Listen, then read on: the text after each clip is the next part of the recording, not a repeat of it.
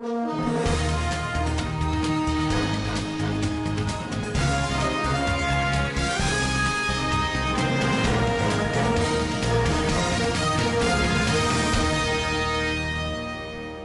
to Standard Voice News Channel. I am Samira Ibrahim. Here are your top stories for today. CP Zamfara completes inauguration of local government community policing advisory committees in the state. APC caretaker panel meets to set up convention committees. Nigeria records 490 new COVID-19 cases. On business, Access Bank pays 3 months stamp duty charge for customers. And on the international scene, 317 Nigerians stranded in UK arrived in Abuja. Now the news in details. The Commissioner of Police, Zamfara State Command CP Usman Nagogo, has completed the inauguration of Local Government Community Policing Advisory Committee in Gusau, local government area of Zamfara State. The 25-man committee was unveiled at the Palace of Emir of Gusau, Alhaji Dr. Ibrahim Bello, and attended by the Gusau local government chairman, traditional rulers, community and religious leaders, and other stakeholders. In his address, the Commissioner of Police told the gathering that the Inspector General of Police IGP Muhammad E. Adamu, in his commitment to address the security challenges in the country, came up with the Community Policing Initiative, which among its mission was to engage members of the community to take part in matters relating to their security, as it is everybody's business. He enjoined them to be alive to the responsibility given to them. In his response, the Emir of Gusau, on behalf of the committee members, thanked the IGP for muting the community policing idea, and he promised not to fail on the task given to them.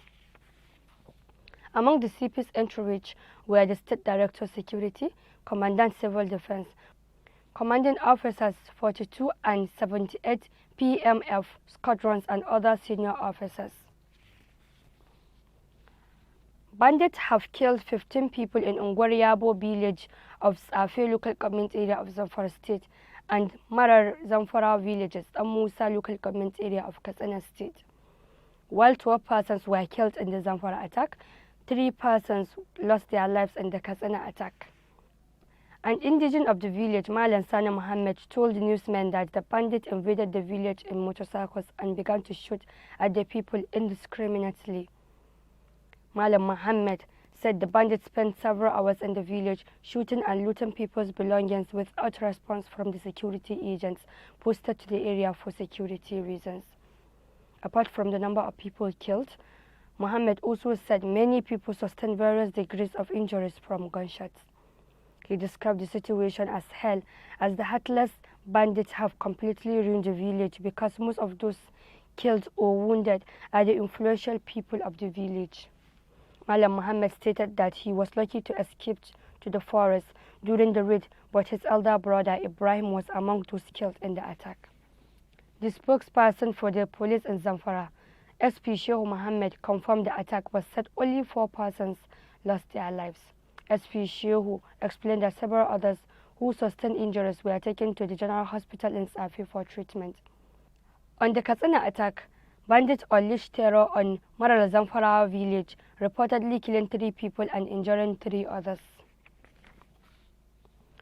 The All Progressives Congress Caretaker and Extraordinary National Convention Planning Committee will be holding its inaugural meeting on Monday, 29 June 2020. Reports gathered that the Caretaker Committee will, at the meeting, which will be held at the APC National Secretariat Abuja, set up a subcommittee as part of preparations for the parties' congresses and the National Convention. Among the subcommittees expected to be set up are finance and publicity subcommittees. The APC's National Executive Committee, during its meeting at the Presidential Villa on Thursday, dissolved the party's National Working Committee and set up the Caretaker Committee, headed by the Yobe State Governor, Maimala Buni. The Caretaker Committee was given the mandate to organize the party's ward, local government and state congresses, as well as the National Convention in the next 6 months. The ruling party was on June 16th marred by the leadership crisis when the Court of Appeal sitting in Abuja upheld the suspension of its national chairman, Comrade Adams Oshomole, by the High Court of the Federal Capital Territory.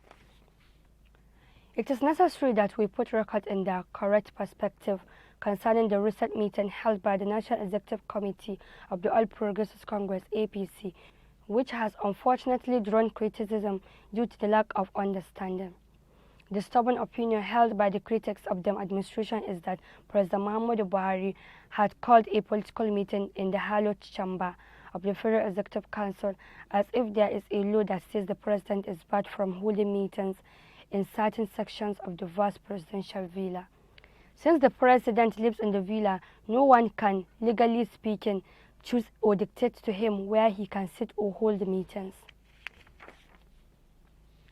The federal government will on Monday, June 29, 2020, inaugurate the various committees in all the states of the Federation and the FCT that will set about selecting the 1,000 persons for local government area in respect of the Special Public Works Program of the federal government.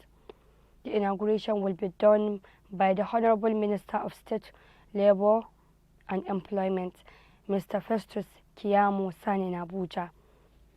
The committee is made up of 20 members, each comprised of the chairman, vice chairman, secretary, the NDE state coordinator, 3 representatives of the traditional rulers from the 3 senatorial districts of the states as members. Others are 1 representative of the state governor as member, market women leader member, chairman of Christian Association of Nigeria (CAN) in that state or his representative member, chairman of Nigerian Supreme Council for Islamic Affairs in that state or his representative member, and chairman of the National Union of Road Transport Workers in the state or his representative as member. The rest are 6 representatives from 3 recognized youth organizations in the states. There will be 2 each from each of the 3 senatorial districts, 1 male and 1 female members, 1 representative from a recognized civil society organization (CSO) in that state member, and 2 representatives from institutions, stakeholders representing interests peculiar to that state as members. However, as a result of the COVID-19 guidelines, the chairman, vice chairman, and state coordinators of the National Directorate of Employment will join the inauguration by virtual means from their different locations, which will represent other members of the committee. All chairmen, vice chairmen, and state coordinators of NDEs will receive the meeting ID and the password to join virtually. The presidency has dismissed reports insinuating that President Muhammadu Buhari and the APC's chieftain Bola Tinubu have fallen apart following the dissolution of the party's National Working Committee (NWC) on Thursday. Malam Garba Shehu, the senior special assistant to the president on media and publicity, in a statement in Abuja on Saturday, condemned the report, saying that those behind the report needed to get their facts right. He explained that the resolution of the party's emergency NEC meeting were aimed at safeguarding the APC from the brink of collapse and not targeted at any member of the party as being insinuated in some quarters. The presidential aide noted that the intervention by NEC was widely accepted and welcomed by all lovers of democracy and members of the party nationwide. President Muhammadu Buhari condoles with government and people of Kogi State over the passing of Chief Judge Honorable Justice Nasir Ajana, whose brilliant legal career will remain a reference. The president commiserated with his family, Nigerian Bar Association, and body of benchers over the demise of the legal luminary, urging family and all associates to find comfort in prayers and acceptance of the will of God. President Buhari believes the late chief made a remarkable impact on the state, his chosen profession and community, with clear evidence that his death will create a huge gap in the judiciary. The president prays that Almighty God will grant the soul of the departed a peaceful rest. Meanwhile, the president has commiserated with the family of Colonel Honest Irmiya Stephen, retired, the Ham Bachama and paramount ruler of Bachama Kingdom, over the transition of monarch. The president also condoled with the Bachama Kingdom, the government and the people of Adamawa State, noting that the late traditional ruler, who received his term of office on December 15, 2013, served his community, state and the nation creditably. According to the president, the retired military officer and 28th ruler of Bachama Kingdom, distinguished himself in the Nigerian army and devoted his post-service years to promoting the development of his people and fostering unity of his fatherland. Nigeria has recorded 490 more positive cases of coronavirus COVID-19 from various parts of the country. The Nigerian Center for Disease Control (NCDC) announced this in a tweet on Sunday night while giving an update on the outbreak of the disease. It explained that the new infections were reported from 19 states of the Federation and the Federal Capital Territory (FCT). Of the new cases, Lagos has 118, followed by Delta with 84 cases, Ebonyi 68, while the FCT recorded 56 additional infections. Other states where new cases were reported include Plateau 39, Edo 29, Katsina 21, Imo 13, Ondo 12, Adamawa 11, Osun and Ogun 8 each. Rivers 6, Kano 5, Enugu, Bauchi and Akwa Ibom 3 cases each. Kogi, Oyo and Bayelsa 1 case each. According to the health agency, this brings to 24,567 the total number of confirmed COVID-19 cases in the country. On the positive note, 382 more patients have been successfully treated and discharged from the various isolation centers. This brings the total number of patients who have recovered from the disease to 9,007. However, the death toll from the disease rose from 558 to 565, indicating a total of 7 new deaths. A day after Governor Abdullahi Umar Ganduje of Kano State paid a condolence visit to the family of late Governor of Oyo State, Senator Isiaka Abiola Ajimobi, at his Lagos residence on Saturday, he was in Ibadan Sunday for burial of the deceased in-law and former governor.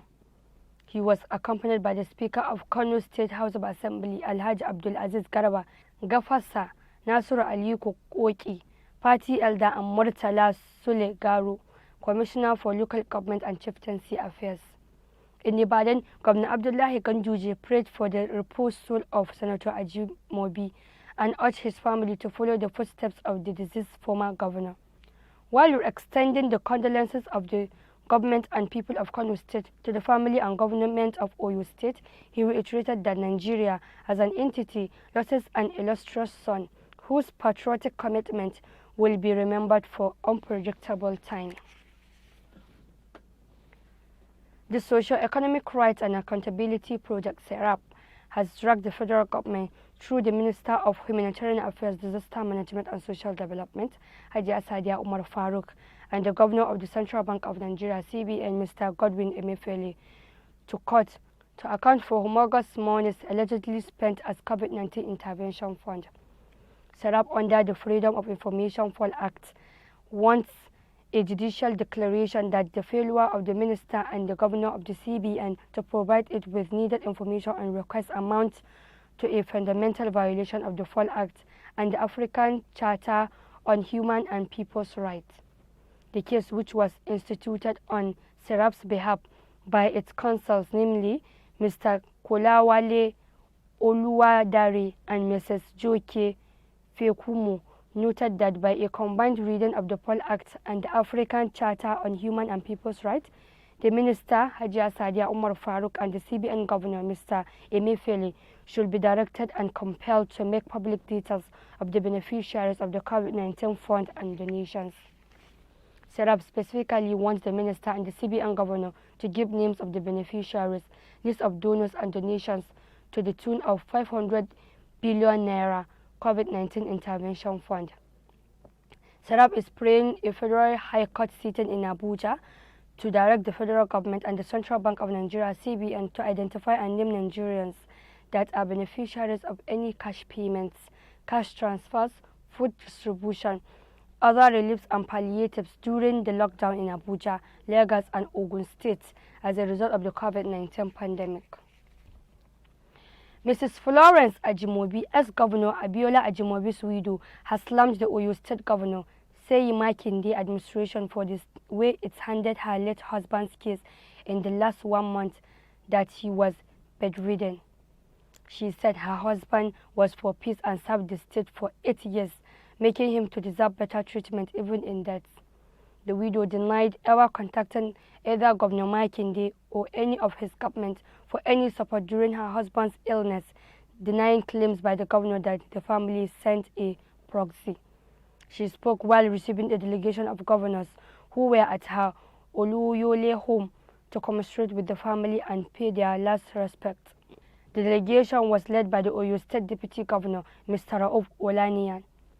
Mrs. Ajimobi said although she was not supposed to talk, she spoke for the first time since her husband fell ill about a month ago and eventually died because of the misgivings that had emanated from the government, appealing to the government to stop what she described as dirty politics. On business, over to Fawzia Ibrahim.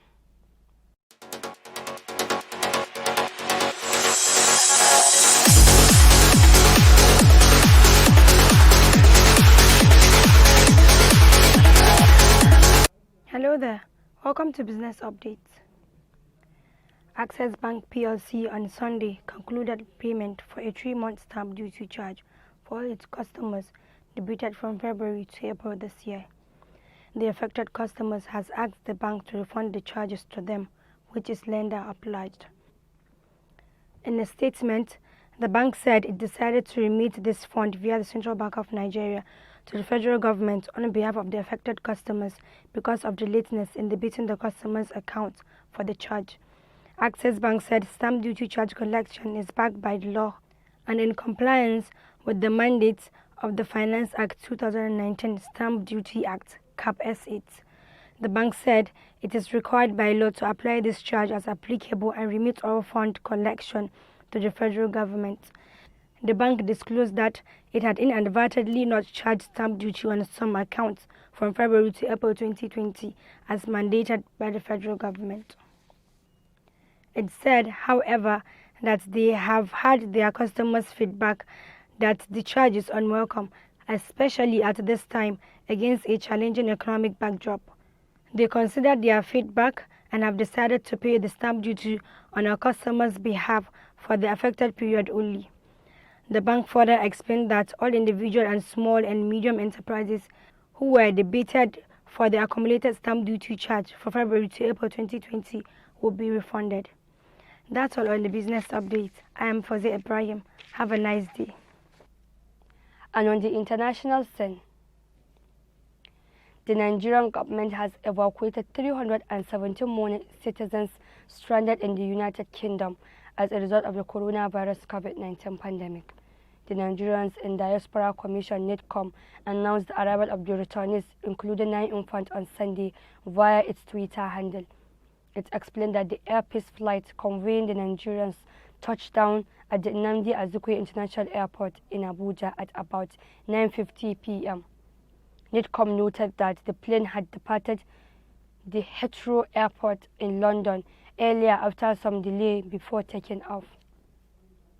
It revealed that 175 of the evacuees will disembark in Abuja, and the remaining 142 people will proceed to the Murtala Mohammed International Airport in Lagos. According to the agency, all returnees tested negative to COVID-19 and will proceed on 14-day self-isolation as mandated by the Nigeria Center for Disease Control (NCDC), the Federal Ministry of Health, and the Presidential Task Force on COVID-19. That has been the news from Standard Voice Television. To end the news, a quick look at the major headlines. CP Zamfara completes inauguration of local government community policing advisory committees in the state. APC caretaker panel meets to set up convention committees. Nigeria records 490 new COVID-19 cases. On business, Access Bank pays 3-month stamp duty charge for customers. And on the international scene, 317 Nigerians stranded in UK arrived in Abuja. That's the news. On behalf of the production crew, Head of News and Current Affairs Department, Ibrahim Garbatunau, I am Samira Ibrahim, wishing you a pleasant day. Keep watching Standard Voice Television News. Goodbye.